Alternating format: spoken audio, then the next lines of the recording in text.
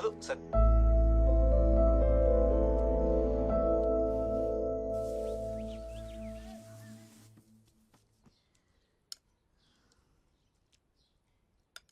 పిల్లనొత్తన్నానని అలిగే అన్నం మానేస్తావనుకున్నా. కొత్త బియ్యమా? మన పొలంలోవే. అమ్మా, ఉమ్, మనకింత పెద్ద ఇల్లు, అన్ని మిల్లులు పొలాలు ఉన్నాయి కదా, ఎందుకమ్మా ఇవన్నీ?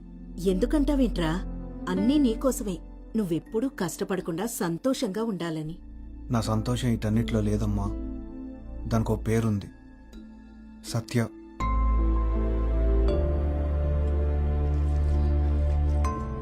నువ్వు వద్దంటే సత్య నాకొద్దమ్మా. కంత లేకపోతే నేను ఎప్పటికీ సంతోషంగా ఉండలేను.